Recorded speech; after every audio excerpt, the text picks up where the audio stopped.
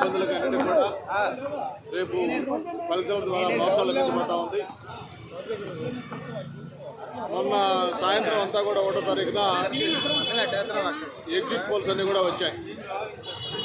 మొత్తం దాదాపు national level surveys కానీ లేకపోతే స్టేట్ లెవెల్లో సర్వేస్ కానీ దాదాపు అన్నీ కూడా ఏదో ఒక 4-5 సంస్థలు తప్ప మిగతా అన్ని సంస్థలు కూడా ఏకపక్షంగా ఈ కూటమికే విజయం అని చెప్పని స్పష్టమైన ఎగ్జిట్ పోల్స్ ఇవ్వడం జరిగింది.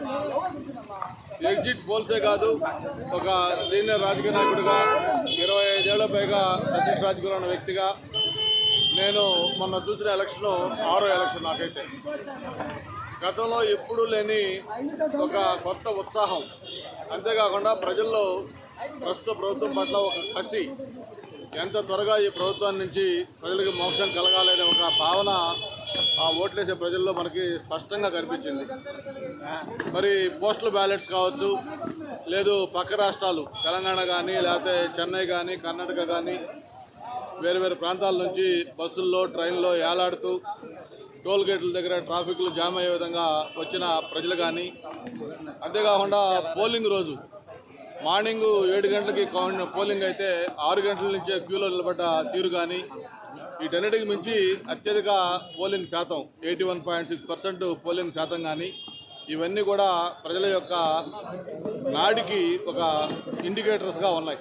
మరి తప్పకుండా ఏదైతే రేపు ఉదయం కౌంటింగ్ స్టార్ట్ అవుతుందో ఆ ఫలితాల్లో మనం ఏదైతే ఎగ్జిట్ పోల్స్ చెప్పారో ఆ పోల్స్ కూడా మించిపోయే విధంగా ఫలితాలు ఏకపక్షంగా రాబోతూ ఉన్నాయి. ముఖ్యంగా చంద్రబాబు నాయుడు గారు నాయకత్వంలో, అలాగే పవన్ కళ్యాణ్ గారు, భారతీయ జనతా పార్టీ ముగ్గురు కలిపి కూటమిగా ఏర్పడ్డారు. ఈ కూటమి ఘన విజయం సాధించబోతా ఉంది. మళ్ళీ చంద్రబాబు నాయుడు గారి నాయకత్వంలో ఈ రాష్ట్రానికి పూర్వవైభవం రాబోతూ ఉంది. ప్రత్యేకంగా ఈ సందర్భంగా పవన్ కళ్యాణ్ గారి గురించి కూడా మనం అభినందించాలి.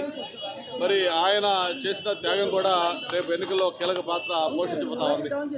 ముఖ్యంగా చంద్రబాబు నాయుడు గారు లాంటి ఒక సీనియర్ నాయకుడు, ఆయన యొక్క అనుభవం, ఆయన గతంలో ముఖ్యమంత్రిగా పనిచేసిన తీరు, ఇవన్నీ కూడా ప్రజలు మళ్ళీ కోరుకోవడంతో రేపు జరిగే ఫలితాల్లో ఏకపక్షంగా కూటమి విజయం సాధించబోతుందని చెప్పి కూడా తెలియజేసుకుంటూ, మరి ఇక్కడ విశాఖపట్నం పార్లమెంట్లో 7 అసెంబ్లీ కాన్స్టిట్యూషన్లో 7 కూడా తెలుగుదేశం పార్టీ అలాగే కూటమి అభ్యర్థులు కలబోతా ఉన్నారు.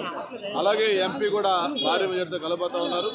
విశాఖపట్నం మొత్తం కూడా స్వీప్ చేయబోతుందని చెప్పి కూడా మనం చేస్తూ ఉన్నాడు. ఆ తల్లి ఆశీస్సులు మనందరిపైన ఉండాలని మరొక్కసారి కోరుకుంటూ విశాఖపట్నానికి ఉజ్వలమైన భవిష్యత్తు కొత్త ప్రభుత్వం ఉంటుందని చెప్పి కూడా ఆశిస్తా ఉన్నాం.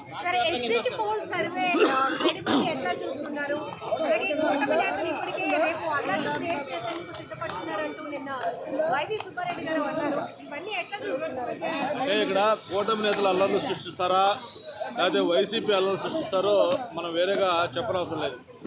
మొన్న ఏదైతే ఈరోజు ప్రభుత్వంలో అన్నీ తానే వ్యవహరిస్తున్న సజ్జల రామకృష్ణారెడ్డి గారు మాట్లాడిన మాటలు చూశారు.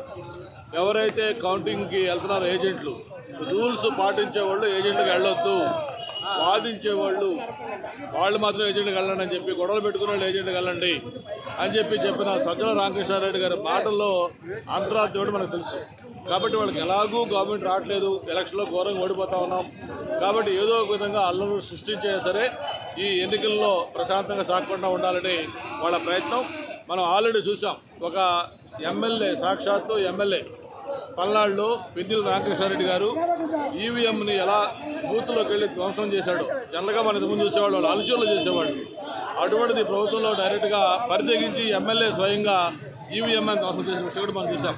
కాబట్టి ఎలక్షన్ కమిషన్ కూడా స్పష్టంగా ఆదేశాలు ఇచ్చింది. ఎవరైనా గొడవలు సృష్టించాలని ప్రయత్నం చేస్తే ఏ మాత్రం కూడా ఆలోచించకుండా వెంటనే అరెస్ట్ చేస్తారని కూడా చెప్పిన నేపథ్యం కూడా గుర్తుపెట్టుకోవాలని కూడా తెలియజేస్తా ఉన్నాం.